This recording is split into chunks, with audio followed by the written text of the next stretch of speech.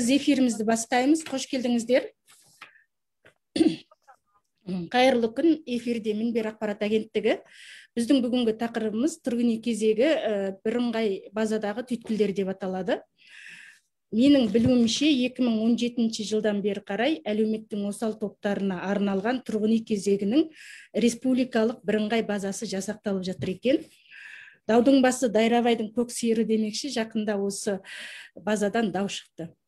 Көп адам кезегінің кейін шегініп кеткенін, немесе мүлдем шығып қалғанын көрген. Бұл көп жерде наразылық акциясын тудырды. Білесіздер, Шымкентте және Талдықорғанда аналар тұрғын үй басқармасына келіп, біраз наразылық акцияларын өткізді. Біз бүгін осы мәселеге жауап іздейміз.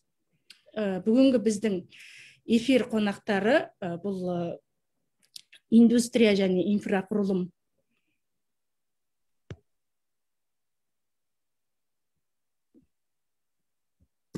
министрлігі, құрылыс және тұрғын үй коммуналдық шаруашылық комитетінің тұрғын үй қоры және тұрғын үй қатынастарын дамыту басқармасының бастығы Халметова Юлдыз Фурхатовна.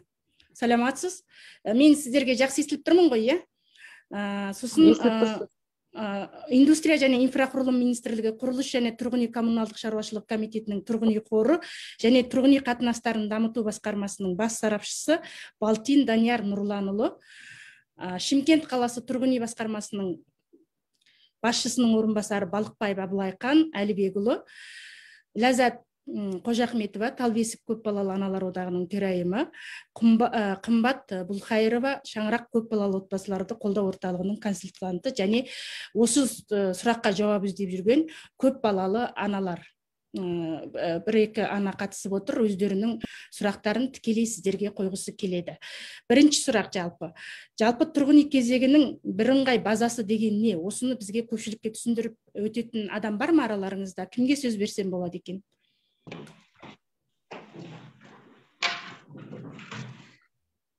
Есенгүл апа, қайырлы күн, сұрағыңыз қайталап жібересіз бе? Жалпы тұрғын үй кезегінің бірыңғай электронды базасы дегеніміз не? Оны қалай түсіндіресіздер? Бұл туралы министрлік мамандары түсіндіру керек. Бұл жаңадан министрлік базаға жаңадан қосып жатқан проект. Сондықтан министрлік мамандары сөйлеу керек. Осында бар?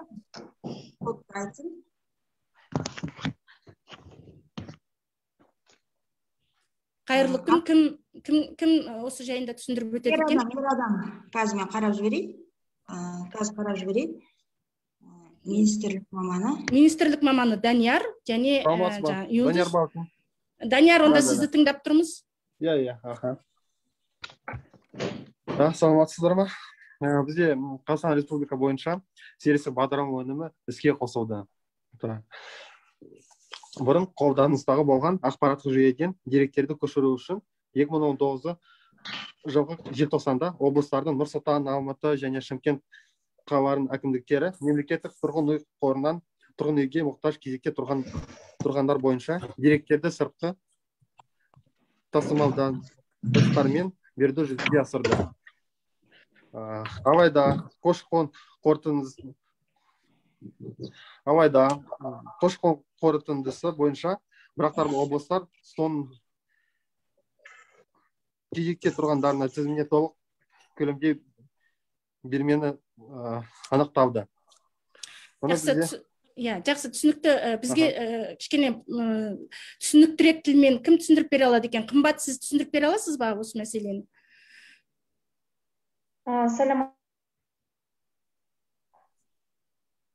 Қымбат, біз сіз тыңдап тұрмыз.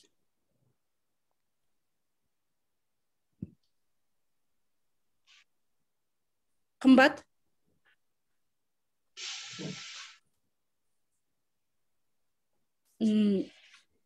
Қымбат, сіз байланыстасыз, біз сізді тыңдап тұрмыз. Саламатсыздар ма? Сұрақты қайталап жібересіздер ма? Жалпы тұрғын үйдің электрондық бірыңғай кезегі дегеніміз не? Соны біздің жалпы оқырмандар, тыңдармандар түсінсе деп отырмыз. Тұрғын үй кезегінің бірыңғай тізімі ол ИКО порталында республиканский база дейді. Ол жерде тұрғын үй жоқ отбасылар тізімде тұрады.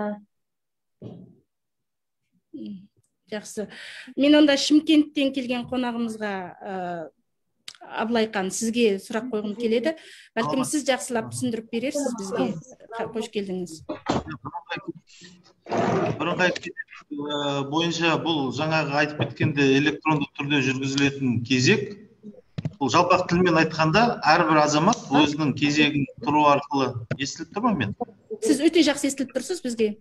Астына барғанда блок бар деп айтты ма негізі? Сіздер осылай істейсіздер, ол қызық, онда кішкене тауып алғансыздар, ол дұрыс емес негізі.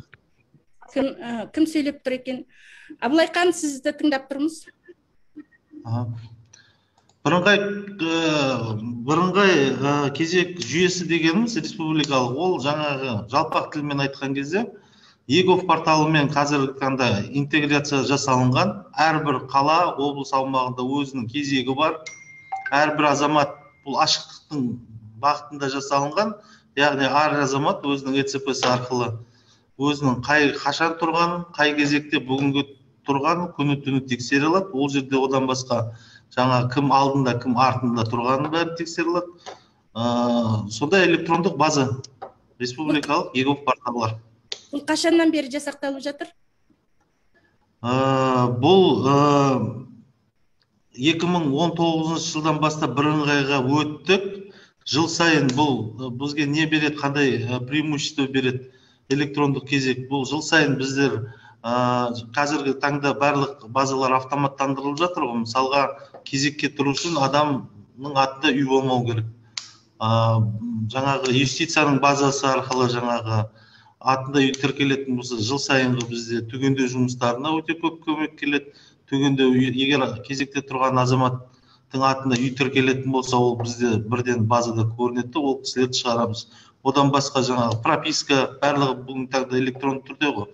Сол бірыңғай база дегеніміз сол барлығы интегрирован бір-бірімен. Кезекте тұрған адам жаңағы жыл сайынғы бізде оның алдын жыл сайын обновление жаңарту документтерін алып келмейді. Бұл автомат түрде жаңағы кезек жүргізіліп тұрады. Негізі сол.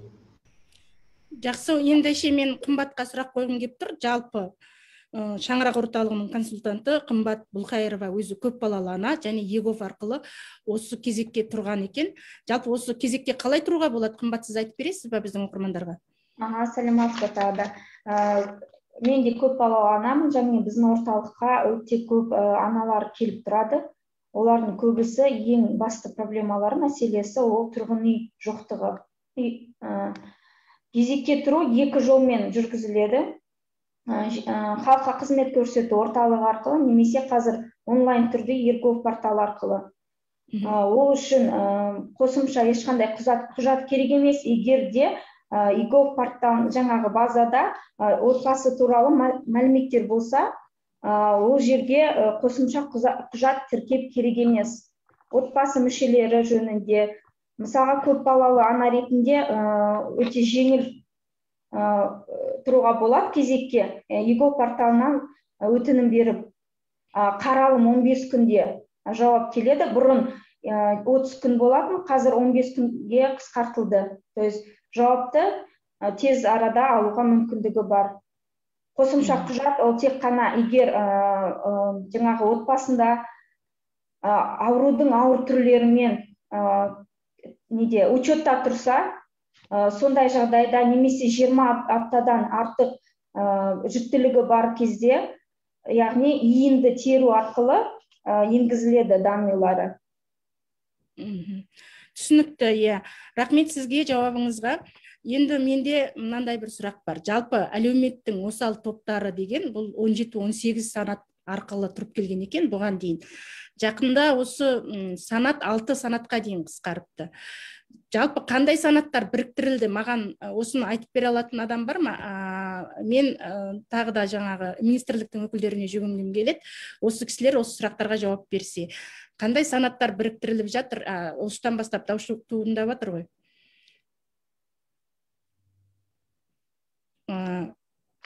Юлдыз ханым или... Саламатсыз ба?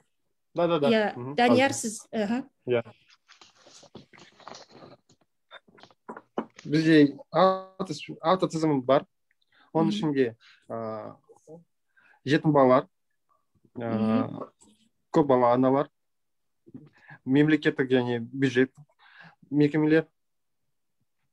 Содан кейін бізде граждане единственного жилища, которые признаны аварийны, и участники Великой Отечественной войны. Оны бізде осы 6 санат қана. Бұрын қандай санаттар біріктірілді? Соны айтып бере аласыз? Қосымша толықтырып кетсем бола ма? Иә, толықтырып жіберсеңіз. 6-шы категория ол 1-ші, 2-ші топ мүгедектері кезекке тұруға құқысы бар. Жалпы қандай санаттар біріктірілді? Соны айтып бере аласыз ба? Оны көрдіңіз ғой. Бізде мүгедектер 1-ші, 2-ші топ, олар бәрі кіреді социальное уязвимое слои населения. Ол ішке кіреді уже. Оның ішінде бізде 10 санаты бар. Әлеуметтік осал топтарға жаңа 1-ші, 2-ші топ мүгедектері асыраушысынан айырылғандар бар. Сосын толық емес отбасылар, яғни заңды некеде болып, кейін ажырасып кеткен, заңды түрде ажырасып, қолында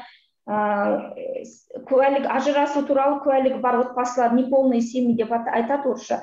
Толық емес отбасылар құқылы тоже әлеуметтік осал топқа жатады. Енді, Абылайқан, сізде қосқыңыз келетіні болса, қосып өтсеңіз.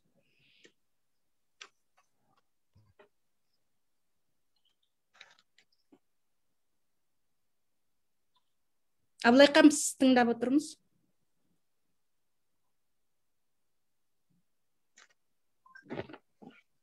Абылайхан, орысша айта беріңіз, біз қазақша қойып отырамыз сұрақты. Егер сізге қазақ тілінде жеткізу қиын болса, орысша. Абылайқанның қазақшасы жақсы, керісінше Даниярдың қазақшасы кішкене қиындау тұр бізде. Иә. Оны рұқсатың болса, мен орысша айтып берем. Орысша айтып беріңізші, қандай санаттар бар бізде? Смотрите, у нас выходит, есть 6 списков, которые могут стать в очередь на жилье. Это у нас участники Великой Отечественной войны, дети-сироты, социально уязвимые слои населения, многодетные семьи. У нас список социально уязвимых слоев населения, внутри есть 10 подкатегорий. Это инвалиды первой и второй группы, неполные семьи, пенсионеры по возрасту, семьи, которые воспитывают детей-инвалидов. Таких у нас 10 подкатегорий. Но они все находятся в списке социально уязвимых слоев населения. Когда жилье предоставляется, она предоставляется не исходя из инвалидам, допустим, 2-3 квартиры, она выделяется полностью, распределение ведется согласно раздельных списков. То есть список социально уязвимых слоев населения отдельно, потом многодетные семьи отдельно, дети-сироты, участники Великой Отечественной войны, служащие работники бюджетной организации и граждане, которые единственное жилище, которое признано аварийным. Это вот наши все 6 списков. Жақсы, Абылайқан, сіз толықтырасыз ба әріптесіңізді?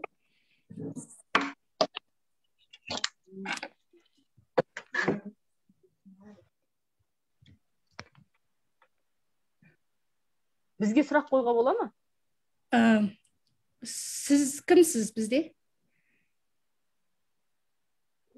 Мен Каримова Назира Мерекеевна, мен көпбалалы анамын. Біз қазір сізге сұрақ береміз. Бірінші біз ресми адамдарды тыңдайық, жаңағы сұрақтарға жауап алайық. Сосын біз сізге береміз, кезек береміз. Абылайқан, біз сізді тыңдап отырмыз, әлде сізде проблема ма аудиомен? Жоқ, ол кісі мүлдем шығып кетті. Жарайды.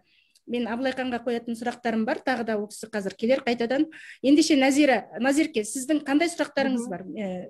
Өйткені қазір баланы сабаққа апару керек, сондықтан кішкене ақыл отыр едім. Менде сұрақ, біз Муканова 26-36 Қарағанды қаласында квартирамыз.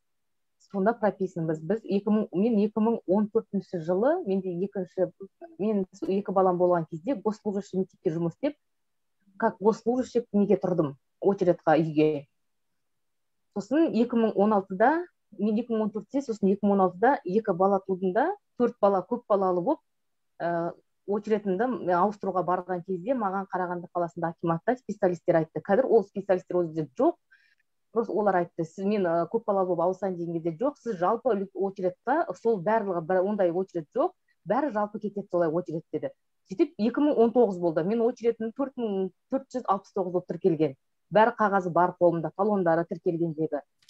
Сосын маған ол жерде кейіннен уже айта бастады, негізі көпбалалыға ауысу керек. Бір категория болады екен, С или Б, Д, сондай өздерінің категориялары бар, сосын ауысасыз деді. Ауысу керексіз, бірақ очередь заново басталады деді, көпбалалы болып. Сосын мен жарайды деп келісіп 2019-да 4 балалы болып, бір әйтеуір С категориясынан Б-ға солай мені ауыстырды. Бірақ маған очередімді қайтадан 6643 деп қойды. Содан кейін одан кейін маған акиматтан звондады да айтты, сіз 526-шы очередьта тұрсыз деді. Сол уақытта білмеймін, бір не болды да, әйтеуір біздің очередіміз жылжыды алдыға. 526-ға түсті. Мен қарап отырсам 7 жыл бойы очередьта тұрып келеді екенмін. Уже 7 жылға кетті. Енді маған соткаға СМС келіп тұр, сізді очередьтан сняли деп. Мен соны түсінбей жүрмін. Неге мені очередьтан алып тастады? Мен үй алған жоқпын. Негізі осы сұрақ көп ата-ананың несінде бізге жазып жатқандар да, бізге хабарласып жатқандар да, қазір мында сұрақ қойып жатқандар да тікелей эфир арқылы. Осы біз кезекте жоқпыз. Бұның сыры неде дейді. Осыған жауап бере аласыздар ма? Соткама келді да мені СМС алып тастады сізді деп. Бірақ та мен айта кетейінші, менде жаңағы категориядан категорияға ауыстырғандағы талондары, сосын маған жаңағы акиматтағы қол қойылған зам акима барлығының сіз осындай очередьтасыз, сізде осындай очередьта бүкіл мен тексеріп отырамыз ғой жыл сайын. Бүкіл очередь, бүкіл қағаздарым бар, ауысқандығы туралы, оған шыққан жаңағы приказдары бәрі менің қолымда бар. Назерке, біз сізді түсіндік. Енді құзырлы органдардың жауабын тыңдасақ, Данияр, Абылайхан, сіздер осы сұрақтарға жауап бере аласыздар ма? Да. Назира Меликеевна, сіздің сұрағыңызды түсіндім мен. Қараңыз, бізде вот эти многодетные семьи, они раньше были включены в список социально уязвимых слоев населения. Они туда раньше входили. С 2019 года их разделили, вывели в отдельный список семьи, вот, многодетных семей. Теперь вот с 2019 года, потом к концу года у нас запустили СПП жилфонд, систему. Когда эту систему запустили, выходит, что вас просто в эту систему электронный список не подали сотрудники акимата. Но, в принципе, это не проблема. Ваша очередность, все, она также сохраняется. Просто сейчас эта работа как раз проводится по восстановлению вас в единую систему учета очередников, СППГ. Он не істеу керекпін. Дальше не істеу керекпін. Очередімнен айылып қалмау керекпін. Өйткені 7 жыл бойы тұрады екен. Еще мен алып қайтадан заново қойса, мен ол қалай сонда уже баламыз 18-ге толып кетеді ол уақытта. У нас везде сохранение очередности, у нас такое законодательство не предусмотрено. Если вы подали по категории, как многодетная семья с 2019 года, с этого года ваша очередность будет присвоена. Теперь... Қосып айтсам бола ма сұрақ министрлікке? Да, можно я сейчас договорю, а потом... Министрліктің өкілін тыңдайсыз сосын? Да.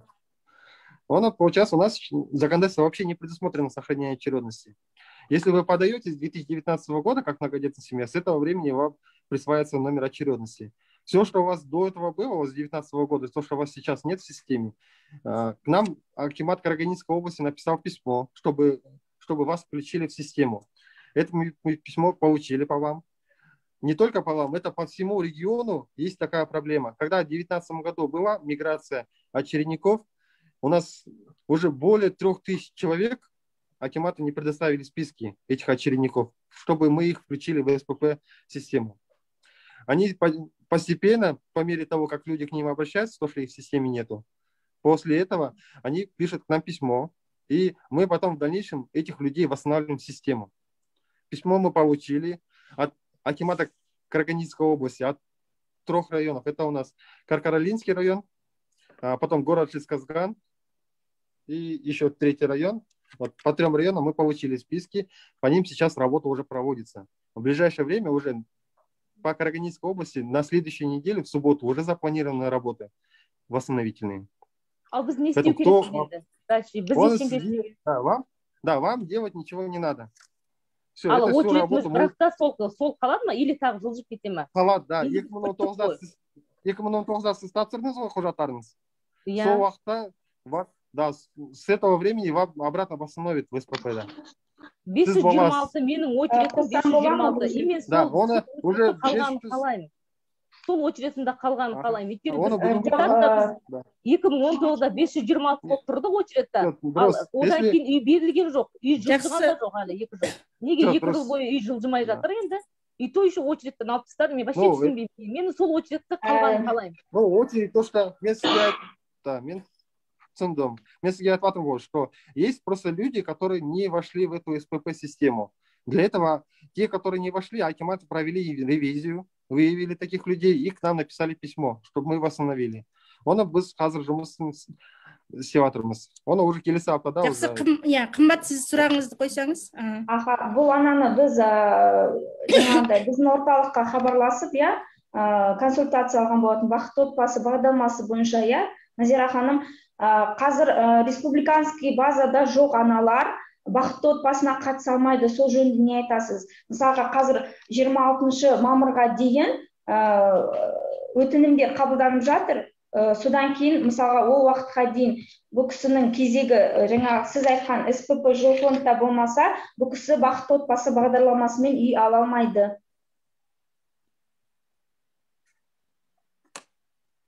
Қазір сіз база бойынша жұмыс істеп жатырмыз дедіңіз. Бірақ бұл кісі қазір базада жоқ болғаннан кейін, қазіргі алда келе жатқан бақытты отбасына қатыса алмайды екен. Бұған не дейсіз? Қазіргі 26 мамырға дейін. Пока их в систему не загрузят в СПП, они принимать участие не смогут. Вот. Ол күннің нәрсе бұл аналар енді қайда жүгінеді? Документы будут принимать до 26 мая, бақытты отбасы. Если вы не сможете там внести изменения, они остаются на следующий год. Надо до 26 мая вот этих людей внести на общую базу, что вот банк видел эту очередь. Все понятно. Видите, у нас в очередь ставят и снимают с очереди, и это акимат сам снимает. Поэтому тех людей, которых они к нам подают, их восстановят уже, на следующей неделе уже работу проведут. По списку я посмотрел, вот, которые сегодня принимают участие, эти все люди уже есть, вот, которые с Караганинской области. Автоадам, он ішінде бар списокта, тізімнің ішінде. Сәлем, сұрақ қойсам бола ма? Жақсы, сіз тыңдап тұрмыз. Мен 2009 жылдан бастап, менде группа бар, инвалидность деп. Атым Кеңесбай Гүлім. Мен бірінші топтағы мүгедекпін. 2009 жылдан бастап менің мамам тұрған очередьқа. То, что она воспитывает ребенка инвалида. И мамамның орнына 18 жастан кейін мен тұрған болатын мамамның очередіне. Енді қазір мен тұрмын. Бірақ біз 2020 жылы 5-10-20 бойынша трелесник үйін алғымыз келген болатын. Бірақ мені жаңағы СПП-ға енгізбепті. Мен 19 жылдан бастап очередьте тұрмын. Енді мені әлі енгізбеген. Енді қалай мен үй ала аламын госпрограммалар бойынша?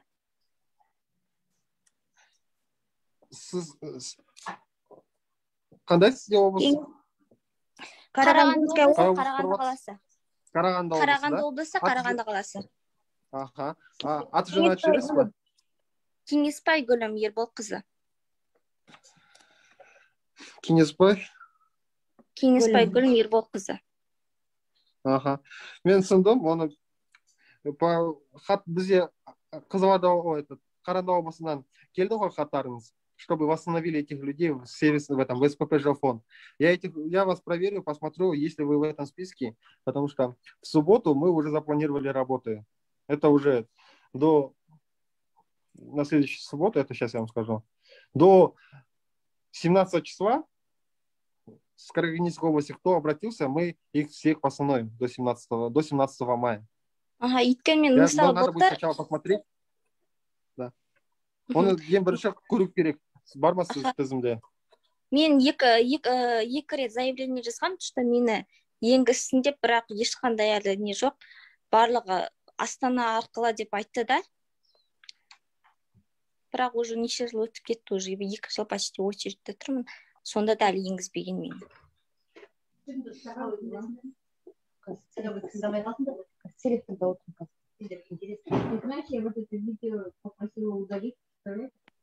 Абылайхан мырза, біздің Қарағанды облысындағы осы аналарды енгізесіздер, иә? Ол бұл туралы білмейтін адамдар не істеу керек? Қайтадан әкімдікке барып, өзінің құжаттарын тапсыру керек па? Өйткені әкімдік айтады, 2008 жылға дейін иін болған жоқ қой. 2008-ге дейін кезекке тұрған адамдарды біз іздеп жатырмыз дейді. Олар үй жалдап тұратын адамдар, олардың адрестері ауысып кеткен, оларға хат жаздық дейді, таба алмайды. Яғни осы базаны 530 000 адамда, у вас 530 человек стоит в очереди, да? Как вы успеете до конца мая внести всех в базу, единую базу? Это же второй год вы уже работаете.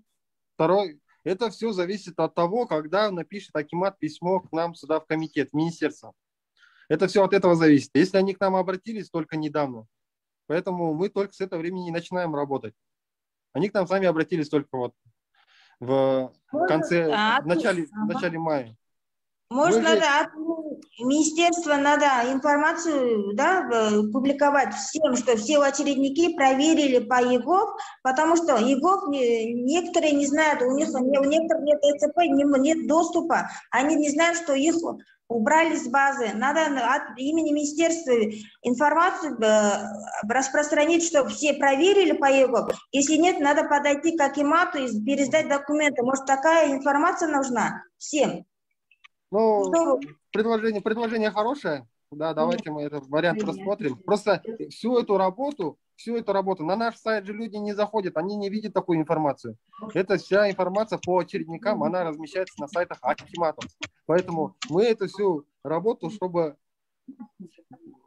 по очередникам всю работу акимат должен размещать. Но мы эту информацию им всем передадим, чтобы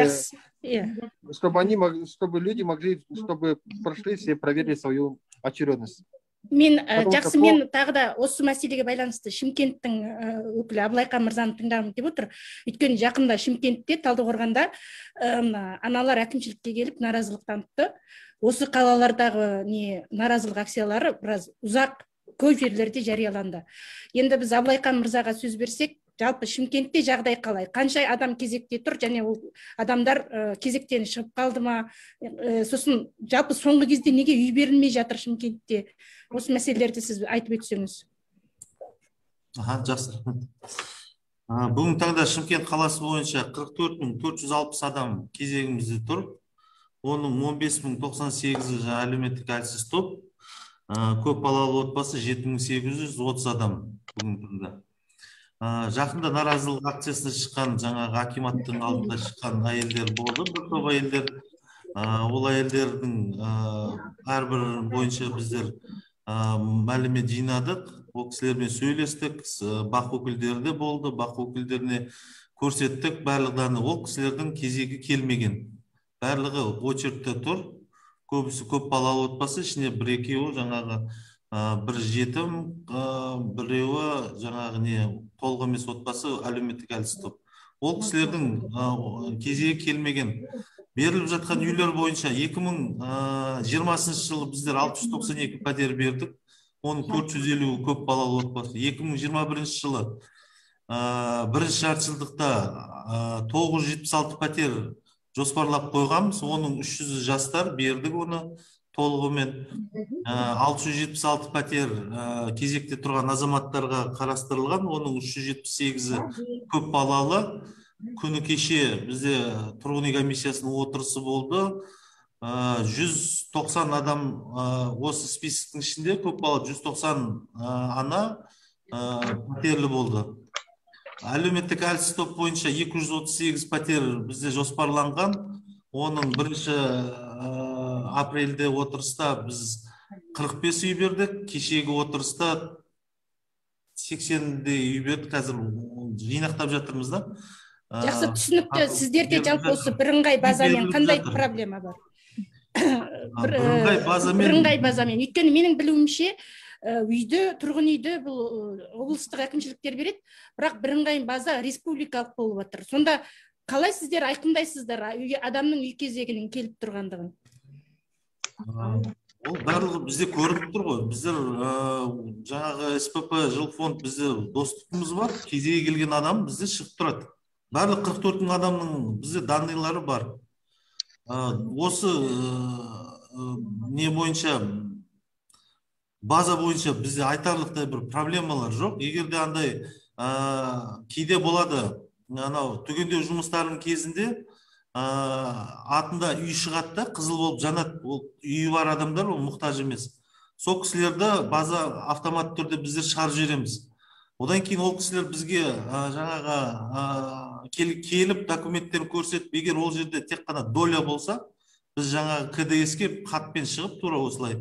Сол біздің қателігіміздің негізінде жаңағы кезектен шығып қалды.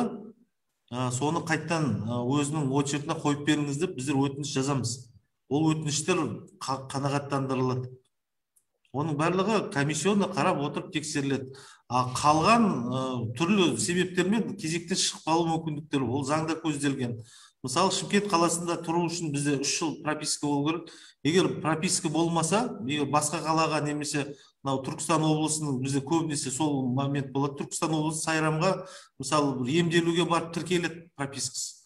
Болды, ол бізде автомат түрде базадан шығады да, ол кісіні біздер шығаруымыз керек, өйткені ол Шымкент қаласының тұрғыны емес. Екіншіден, кейін үй алып қалған жағдайлар болады. Мысалы, өз бетімен үй алады, оның барлығы электронды түрде көрінеді. Ол көрінгеннен кейін біз ол кісіні тұрғын үйге мұқтаж емес деп шығарып тастаймыз. Үшіншіден, адам қайтыс болады. Қайтыс болған кезде де ол да база ЗАГС-тың базасымен біз интеграцияланған, ол да бізде автомат түрде шығады, ондай кісілерді шығарамыз. Ол бойынша жаңағы жилфонд СПБ-мен уведомление жібереміз, СМС келеді. Сол егер СМС келіп түсінбеген жағдайда біздің басқармаға келіп қандай себеппен шыққаны туралы біздер хат береміз, түсіндірме жұмыстар жүргіземіз. Айтарлықтай бізде базамен жоқ. Бірақ осы аналар өздерінің недерін түсінбей жатыр ғой. Қазір біздің эфиріміз. Ең басты түсінетін нәрсе бұл жерде кезек.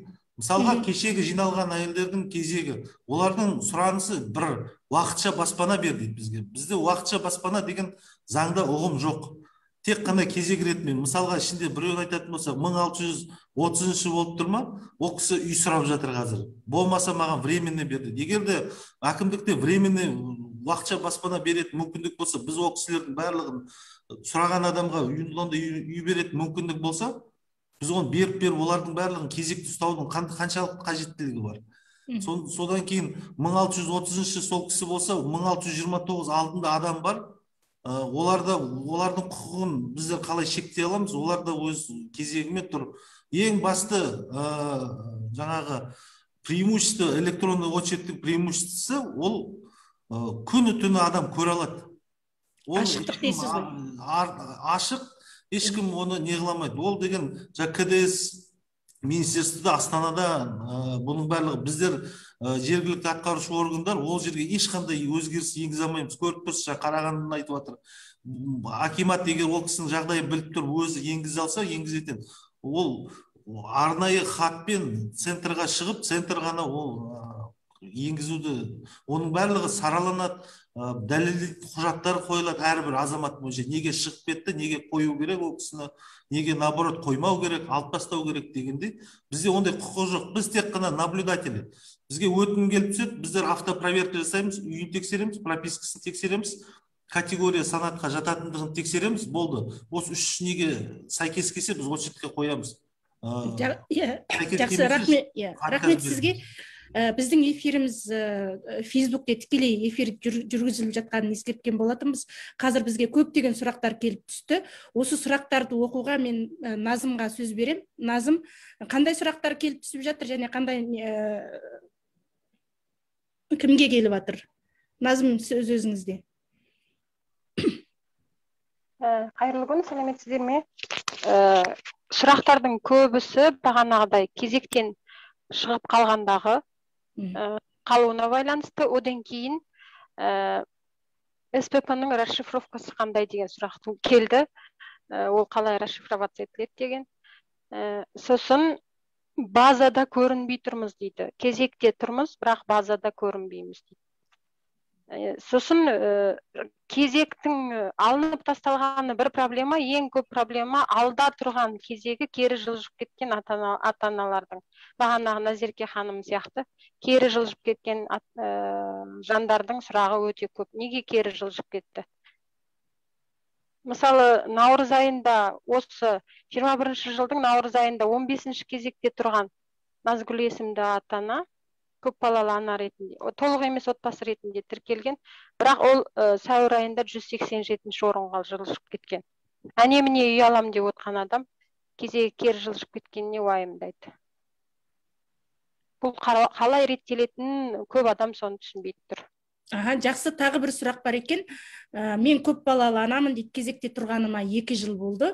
Бақытты отбасы бағдарламасымен үй ала аламын ба дейді. Осы сұрақтарға Данияр мырза немесе жаңағы Абылайқан мырза екеуіңіздің сұрақтарға жауап берсеңіздер. Өйткені негізгі құзырлы органнан сіздерсіздер.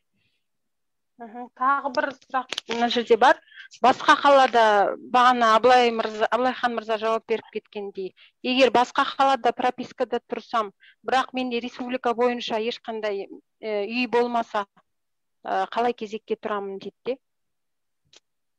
Шымкент қаласында ма? Жоқ, Талдықорған қаласында ол.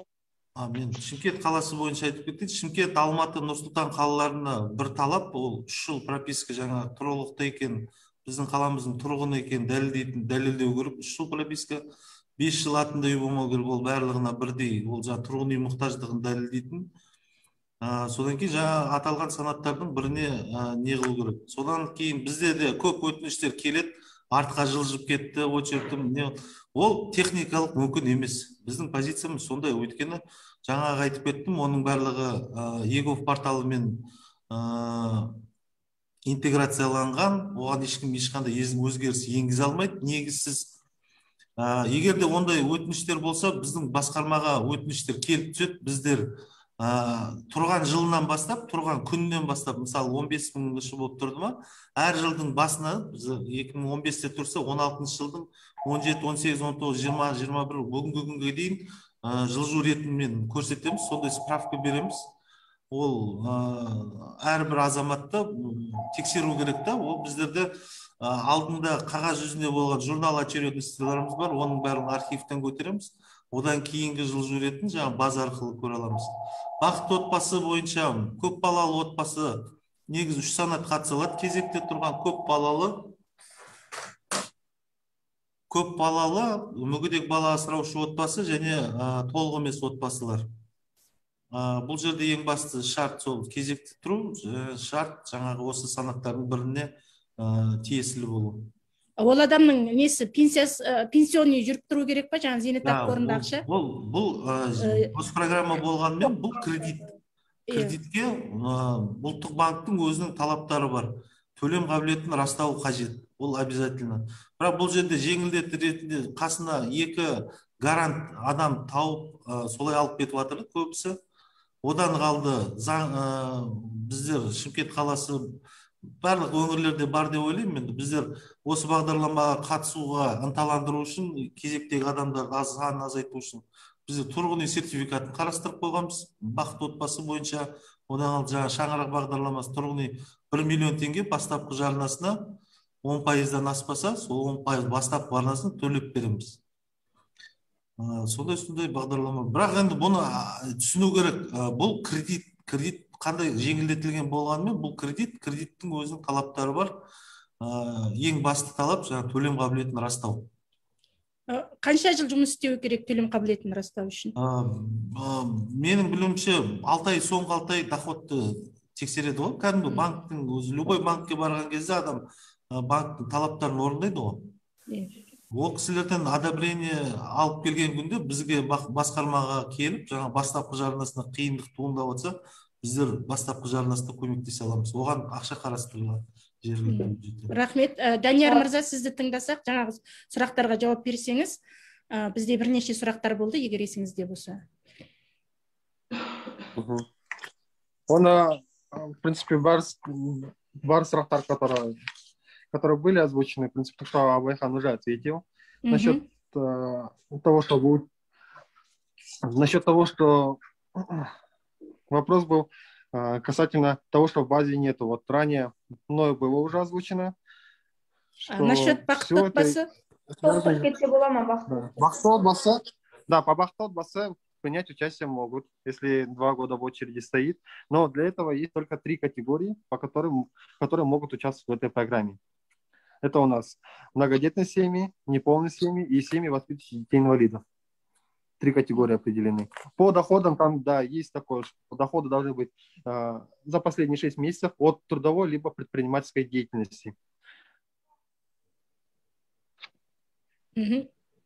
Я Ләззат ханым толықтырамын дедіңіз. Мен бір жақсы жаңалықпен бөлісейін. Бұл эфирді пайдаланып жақсы жаңалықпен бөлсек, биылдан бастап бақытты отбасына құжат тапсырғандардың барлық пособиялары доход болып саналады. АСП, көп балалының пособиясы, инвалидностың пособиясы, потеря кормильца, барлық пособиялар доход болып саналады. Бірақ ипотека алатын адамның өзінде жаңағы пенсионный жарнасы жүріп тұратын болса, мысалға көп балалына кезекте тұр ғой. Ол жұмыс істейтін болса, оның бүкіл алып отырған пособиясы отбасының доход болып саналады. А егер ол ипотека алатын адам жұмыс істемейтін болса, ол пособия доход болып саналмайды. Сондықтан көбінесе бұл ипотеканы алғыңыз келсе, жұмыс істеп жарна аударып тұрған тиімді. Бір жақсы жаңалық, былтырлар бұған дейін 2 жыл бойы бақытты отбасыда ешқандай пособия доход болмайды, тек қана жалақыны ғана доход қылып есептеп, көп адам ала алмаған болатын. Биылғы жақсы жаңалық бұл. Өте жақсы, шүйіншілі жаңалық екен. Рахмет. Тағы бір сұрақтар бар. Өскемен қаласында қашан биыл үй беріле деген сұрақ тұр. Сосын Қарағанды қаласында жалдамалы пәтерлер беріле дейді. Бұған кім жауап бере алады? Кімнің құзырында бар бұл сұрақ? Данияр мырза, министрліктен келіп отырғаннан кейін сіз жауап бере аласыз. Өйткені бұл республикалық.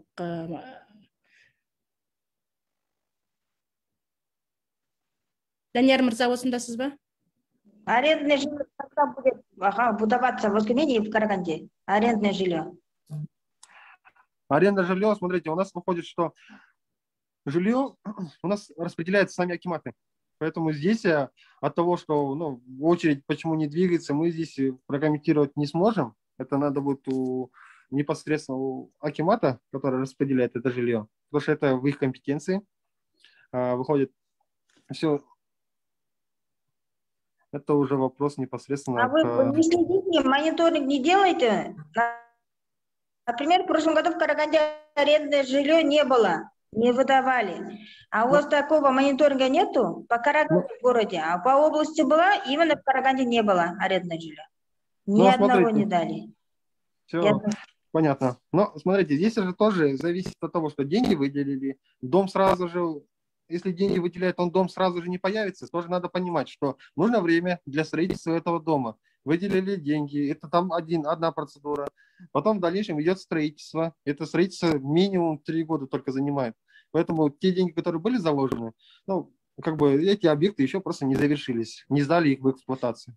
Сдадут, может, на следующий год. Например, в этом году сдадут. Это же все зависит от того, когда... У меня вот предложение министерства. Ага, Данияр Нурланович, вот такое предложение. Например, бақытты отбасыға дают на первоначальный взнос сертификаты, да? Да, хорошо. Вот на сельской местности не дают. А почему вот городским дают, сельской местности, если хотят жители района, им не предусмотрен вот это деньги на сертификаты для первоначального взноса? Почему городские только отдают, городским вот такие льготы, а сельским жителям почему нету по бақытты отбасы? Здесь... Алло. Да. Данияр Нурланович. Да. Ага. Вопрос. Городским жителям есть сертификаты. Ләззат ханым тыңдады. Перечень категорий. У нас перечень категорий, да, и это определяют уже непосредственно маслихаты. У нас есть общие типовые правила. Потом в дальнейшем, кому какую сумму, кому она будет предоставляться, это уже определяет маслихаты областей. Демек, маслихаттарға шығуымыз керек қой ұсыныстармен осындай, иә? Да, это надо обратиться в акимат, чтобы они пошли с таким предложением, чтобы они вынесли такой вопрос на повестке, чтобы маслихат рассмотрел. Жақсы, рахмет жауабыңызға. Назым, бізде тағы да көптеген сұрақтар келіп тұрған сияқты, тағы да айтып өтесіз бе соңғы сұрақтарда?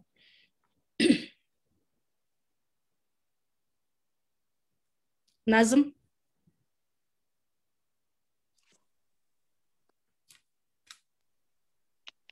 Кешірім өтінемін, сәл кешігіп қалдым.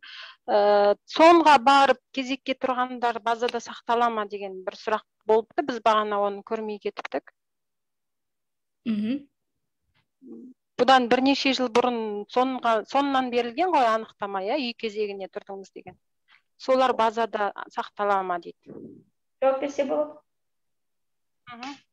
Ол үшін егов порталына кіріп, ЦП немесе бір реттік парольмен арқылы кіріп, жаңағындай тексеру керек. Ол тізімде бар ма жоқтығын. Негізі соңынан өткен кез келген кезек базада болу керек. Ол үшін егов порталынан тізім. Егов порталына кіріп, тек қана ЦП-мен емес, сонымен қатар можно через одноразовый пароль кіріп, бір реттік пароль арқылы кіріп, және де өтінім берген кезде сол бір реттік парольмен қол қойып та қарауға болады ЦП-сі жоқ адамдарға.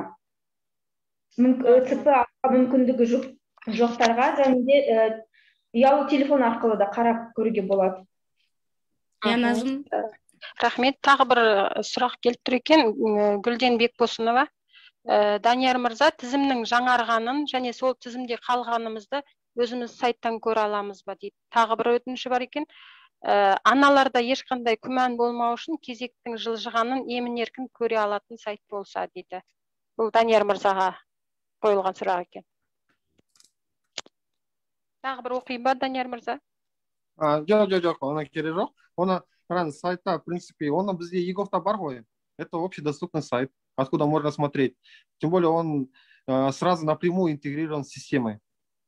Здесь как акиматы могут самостоятельно вести это, так и мы вот сделали, чтобы для удобства это было на сайте egov.kz насчет очередности. Насчет продвижения очередности.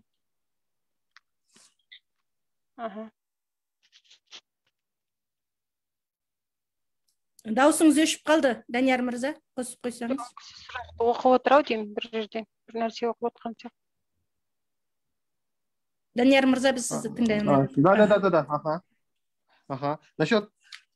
Насчет очередности, то, что не двигается. Смотрите, это как раз почему мы внедрили вот это СПП-фонд, чтобы была очередность прозрачная, чтобы не было такой возможности передвижения очередности людей на начало списка. К примеру, вот он в очередь стал в 2020 году, потом его поставили на 2010 год. Теперь эта система, система уже предусматривает, чтобы не было никаких коррупционных рисков. Это все уже в рамках вот этой информационной системы СПП уже предусмотрено. Потом бывает такое, что да, вот насчет очередности, почему не двигается, тоже вопрос, потому что, смотрите, человеку предоставили, к примеру, квартиру, да, пускай сегодня квартиру предоставили, есть другая процедура. Надо, чтобы ему квартиру распределили, это озвучили. Потом в дальнейшем это снятие тоже будет постановлением. Процедура после того, когда он заключит договор. Потом его зарегистрируют. Должно быть еще отдельный документ, постановление о том, что после чего только его снимают с очередности. Эта процедура может занимать в среднем полгода. Как человеку выдали квартиру, в течение полгода его только снимают с очередности. Жақсы, рахмет. Енді мына жерде тағы бір сұрақ келіп тұр екен. Бұл енді жаңағы Абылайқан мырзаның айтқанына байланысты, уақытша баспаналарға байланысты. Тараз қаласында дейді, бұған дейін жатақханалар салынып, көпбалалы аналарға уақытша баспаналар беріліп тұрған дейді. Осындай бір мүмкіндіктерді қарастырудың жолдары жоқ па екен деген сұрақтар қойылыпты. Абылайқан мырза, мүмкін сіз жауап бересіз. Енді жаңағы айтып кеткендей, уақытша баспана заңмен көзделмеген, сол жатақханаларды салған қаражатты кезегі келген адамға кезегі уже қанша күтіп жүрген бірінші болып тұрған азаматқа сол үйді салып берсек, бұл жерде бізге выбор сондай да. Онда біздер кезегі келген адамға бірден үйлерін салып беріп кезекті жылжытудың амалын жасау екіншіден бұл заңда көзделмеген, үшіншіден егер бұл енді негізі жеке спонсорлардың қолдауымен шешілетін мәселе болуы мүмкін, бірақ әкімдік тарапынан ондай қаражат арнайы жатақхана салуға, арнайы уақытша баспана беру деген көзделмегенде ол ешқалай шешілмейді. Жолы жоқты. Данияр. Да, хотел дополнить. У нас сейчас тоже вносятся изменения в части того, что будет субсидирование арендной платы. Это выходит, что квартира, к примеру, человек снимает квартиру за 100 тысяч тенге, 80 тысяч тенге будет оплачивать государство, и 20 тысяч тенге это тот человек, который проживает. Уже вносятся изменения. Это поможет как раз люди, которые в очереди стоят, для них будет такая возможность, что государство будет им оплачивать жилье. 80% от стоимости арендуемого жилья. Жақсы, рахмет жауабыңызға. Бізде Назым тағы да сұрақтар бар ма? Өйткені меніңше эфирде біраз жүріп жатқан сияқты сұрақтар. Сол сұрақтар болса айтып өтсеңіз, сосын. Бір сұрақ келіп тұр екен. Былай дейді. Мен көп балалы анамын. 2007-ден бері кезекте тұрмын. Әлі алған жоқпын дейді. Содан кейін АСП алмаймын дейді. Өйткені балаларымның пропискасы жоқ, үй жоқ дейді. Пәтер жалдап тұрғаннан кейін пропискада тұра алмай тұр ғой, иә? Сонда мысалы пәтер жалдап тұратын адамдар пропискаға отыра алмайды. Олар кезекке қалай тұрады? Осы жағын сұрағысы келіп тұрған сияқты. Анамның үйіне дейді. Жоқ.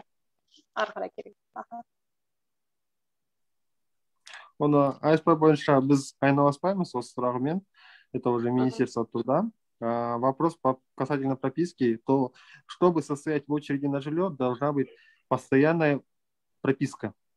Выходит, что в городах Нур-Султан, Алматы, Шымкент 3 года должна быть постоянная регистрация, а в остальных областях уже в районах должна быть просто наличие постоянной регистрации. У нас законодательством определено, что если человек сдает квартиру, если он проживает в этом арендуемом жилье, то человек, который сдает, он обязан уже прописать данного гражданина, потому что здесь предусмотрена административная ответственность.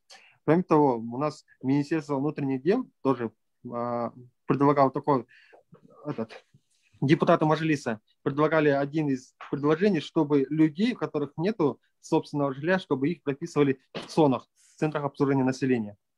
Но данные поправки не были поддержаны. Это связано с тем, что у нас в законодательстве определено, что прописка должна быть только в квартире, либо в жилом помещении. Но ЦОНы, они туда уже не относятся. Поэтому такой вот вариант не смогли рассмотреть. Потому что вопрос уже поднимался, но как один из вариантов было прописать в каком-нибудь госучреждении. Либо в ЦОНе. Но здесь прописка у нас в законе четко есть, что должна быть только в жилом помещении. Абылайқа мырза, қосарыңыз бар ма?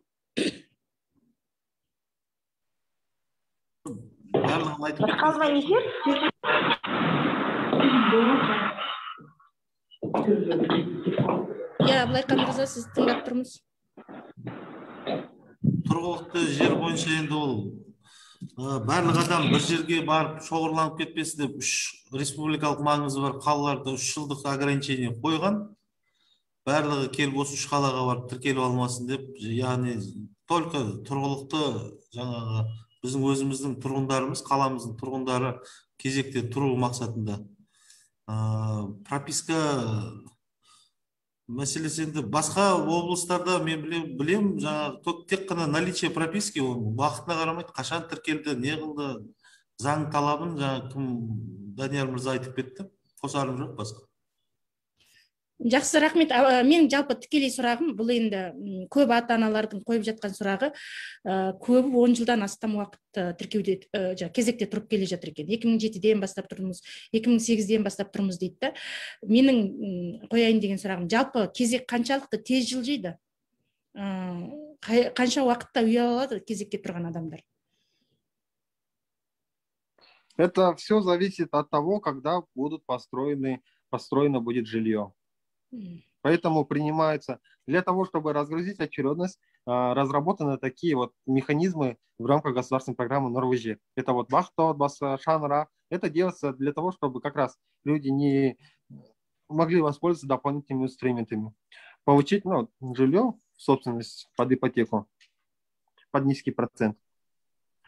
Так жилье будет только в порядке очередности и только по мере ввода объектов в эксплуатацию. Только после этого акиматы имеют право уже его распределять. Жақсы.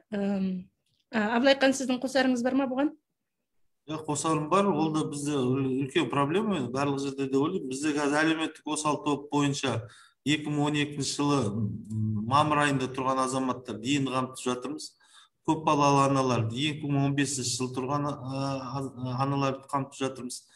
Бұл енді біздің қаламыздың, негізі республикамыздың бюджетіне байланысты. Ең бірінші қаражат мәселесі, екінші үй салу мәселесі, Данияр мырза айтып кеткендей. Сонымен қатар Шымкент қаласы бойынша айтайын, шаңырақ бағдарламасына әдейілеп специально осы бағдарлама 1728 пәтер жаңадан салып беріп жатыр. Шаңырақ бағдарламасына қатысып, шаңырақ тек қана кезекте тұрған азаматтарға бірден 1728 адам сол жерден үй алып кетсек, кредит алып жеңілдетілген кредит. 1728 адам кезектен шығып өзінің тұрғын үй мәселесін шешіп кетеді. Өзі кезегін күтпей, жаңа сондай. Бұл жақсы мүмкіндік. Енді түсінемін, көбісі айтады, менде жаңағы табысым жоқ, нем жоқ. Бірақ кезектің ішінде тұрғын үйге мұқтаж, бірақ табысы бар азаматтар бар. Солардың барлығы алып кезектімізді азайтсақ, ол бір бақытты отбасы да бар оған, одан қалды 5-20-25. Ол бағдарлама қатысушы айтып кеттім, ынталандыру үшін жаңағы тұрғын үй сертификаттарын беріп жатырмыз.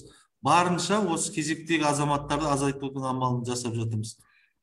Сонымен жаңа Данияр мырза айтып кеткендей, арендалық төлемдерді субсидияландыру бағдарламасы ол жаңағы ең бірінші личность доступности деген болады. Соның ең бірінші сатында табысы өте төмен азаматтарға арналған бұл жоба сондай бізге келіп түскен. Біздер оны қолдау жібергенбіз, әлі қабылданған жоқ. Ол да кезекте тұрған азаматтар уақытша баспанасын талап етпей, өз тұрған үйлерде немесе жаңа үйлерде арендаға тұрып 80%-на дейін мемлекет төлеп берсе, ол да өте үлкен әлеуметтік көмек деп ойлаймын. Рахмет. Жалпы осы тұрғын үй бағдарламаларына бөлінетін қаржы республикалық бюджеттен бөліне ме, жоқ жергілікті бюджеттерден бөліне ме? Сосын жалпы республикадан немесе жаңа Шымкенттен қанша қаржы қарастырылған осыны шешу үшін? Данияр мырза, мен айтып кете салайын. Онда Абылайқан мырза, сіз. Нұрлы жер бағдарламасында кезекте тұрған әлеуметтік әлсіз топ пен көп балалы аналарға республикалық бюджеттен бір бөлігі республикалық бюджеттен, яғни бір пәтер 8,4 миллион теңге, жастарға 7,2 миллион теңге бөлінеді. Алайда ол қаражат қазіргі таңда нарықты зерделей келген кезде ол жеткіліксіз болғаннан кейін жергілікті атқарушы орган өз бюджет есебінен жетпей тұрған қаражатын қарастыру мүмкіндігі бар. Ол биылдың өзінде Шымкент қаласы бойынша 22 миллиард теңгеден астам ақша қаралып, жыл соңына дейін 1580 пәтер сатып алу көзделіп отыр. Ол жаңа кезектегі адамдарға, жастарға. Өз қарап тұрсаңыз өте үлкен қаражаттар, 1580 квартира қазіргі таңда біздің Шымкент қаламыздың нарығында ондай жаңа пәтерлер жоқ. 1580 сатылымды. Оның барлығын біздер алдын ала жаңағы ұсыныс тастап құрылыс компанияларына салыңыздар, ақшасы бар, уақытында жыл соңына дейін бұл қаражатты игеруіміз керек деп сондай жұмыстар атқарып жатырмыз.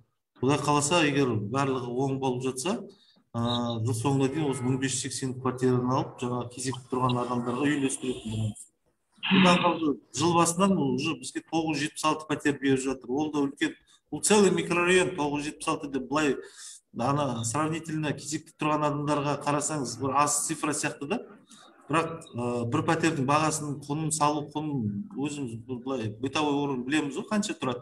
Сол 976 бірісі өте үлкен қыруар қаражат талап етеді тұрғын үй мәселені шешу үшін. Ол енді постепенно кезең-кезеңімен мемлекет тарапынан жасалып жатқан шаралар, соны енді күтіп кезек ретімен алынатын болады тұрғын үй. Сұрақ қойса бола ма? Аха. Жаңағы көп хабарласқан аналар 1, 2, 3 баласы бар. Көп балалы емес. Бірақ күйеусіз мать-одиночка дейді ғой оларды. Жалғыз басты аналар кезекке тұра алмайды. Сол жайында не айтады екен?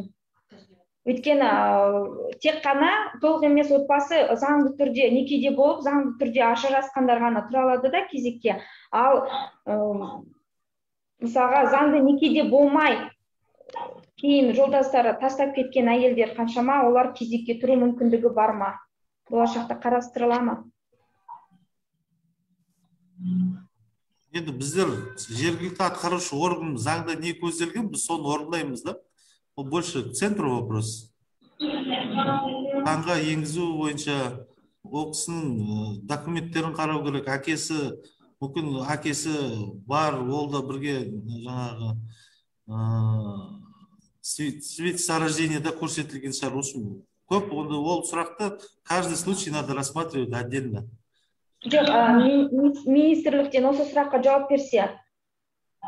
Данияр мырза. Бұрын ондай аналарды қоятын кезек қазіргі уақытта қоймайды. Мысалы, ЕГО порталында өтінім берген кезде келесі күні отказ келіп жатады. Сондай категория. Есть возможность мамочки, которые воспитывают одни дети, то есть орыс тілінде, я қояйын сұрақты, которые как родили для себя или как матери-одиночки, есть ли у них возможность стать на очередь по жилью?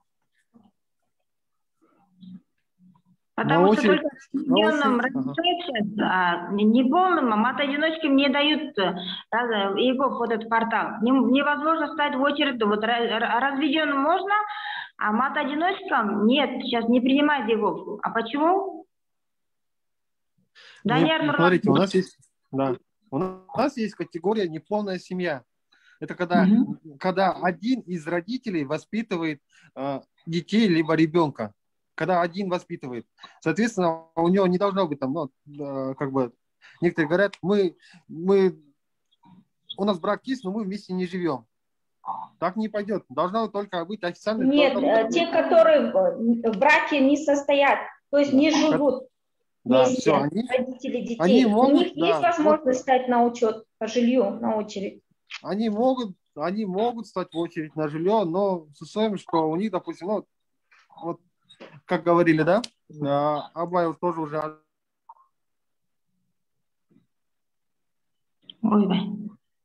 Ол кісінің документтерін қарау керек. Негізі ол кісілер форма номер 4 ЗАГСте береді ғой. Бар ма ол документі, жоқ па ол кісі? Бар, ондай құжаттары бар, бірақ ЕГО порталында. Тұрамыз, значит, ее ставят отказ у нее по другой причине. Форма номер 4 болса, біздер қоямыз. Форма номер 4 бар. Өтінім берілді ЕГО порталына, бірақ кезектен отказ алынды. Это отказ причинасын білу керек. Причина разная может быть. Не только от того, что она мать-одиночка, не мать-одиночка емес. Жоқ, үй атында ешқандай жер телімі, ешқандай тұрғын үй жоқ.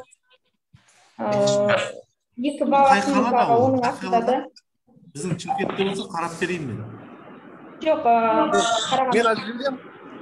Ага, Данияр, сізді тыңдайық, сонымен эфирді аяқтасақ. Смотрите, вот только что сказали, да, насчет формы 4. Если она есть, то в очередь поставить. Если Sony отказывает, просто нужно сделать оцифровку данных. Просто, видимо, в системе ЗАГС данные просто не обновлены. Потом, кроме того, у нас сейчас вот новая жилищная политика. У нас, получается, будут ставить в очередь на жилье вне зависимости от категории. То есть для этого подтверждать какую-то категорию не нужно будет. Все граждане, у которых нет жилья на праве собственности за последние 10 лет, у которых есть постоянная регистрация, смогут стоять в очереди на жилье, как нуждающие. Жақсы, рахмет, Данияр мырза, біздің эфиріміз бір сағатта. Есенгүл апай, бір сұрақ қоя салсам бола ма? Аха, жақсы. Сұрақ Данияр мырза мен Абылайхан мырзаға. Мысалы, бізде Талдықорған қаласында кезектен шығып қалған жандар енді не істейді, әкімшілікке барып кезегінің де тұрғанын анықтаса, олар министрлікке запрос жіберіп кезекке қайтадан тұрғыза ала ма, егер себепсіз шығып қалған болса? Да, здесь город Талдыкорган, да? Да, они, конечно, здесь, если люди не включены в СПП жилфонд, акимат должен к нам написать письмо, и мы после этого восстановим этих людей в систему. Просто в городе Талдыкорган в целом была неправильно велись списки очередников. То есть выходит, что вот этот список социально уязвимого слоя населения, который внутри себя содержит 10 подкатегорий, они раньше, каждый список, у них было вместо 6 категорий, у них было 18 категорий. Этот вопрос, это мы только вот недавно вот тоже проводили анализ, и это выявили, что было 18 категорий вместо положенных 6. Это было вот буквально в апреле месяце. Да, я. Сәуір айында бізде шу болып, әлі аналардың шуы басылмай тұр. Енді сонда олар кезектерін барлығын акимат арқылы реттейді, иә? Акимат арқылы немесе акиматтан егер мардым жауап алмаса, тұрғын үй қатынастарында көрсетілген любой тұрғын үй мәселесі сот арқылы соттың шешімін біз орындауға міндеттіміз. Сотқа мән-жайын бәрін түсіндірсе, сот шешім шығарып берсе болды. Оны қайтып сол шықпаған күннен бастап сол өзінің очередіне қайтып тұрғызамыз, егер соттың шешімі шыққан. Жақсы. Демек тұрғын үй шаруашылығы бөлімі реттейді, иә? Рахмет. Жақсы, атсалысқан барлықтарыңызға көптен көп рахмет. Өте бір өзекті мәселе екені көрініп тұр. Сұрақтар әлі толастамай келіп жатыр. Әлі де біз бұл мәселеге қайтып ораламыз деп ойлаймын. Көп рахмет. Біздің эфиріміз 1 сағатқа жоспарланған, 1 сағаттан асып бара жатыр. Уақыттарыңызды бөліп келгендеріңіз үшін барлықтарыңызға рахмет айтамыз. Сау болыңыздар. Жақсы, сау болыңыздар. Көп рахмет. Өте тамаша эфир болды, рахмет.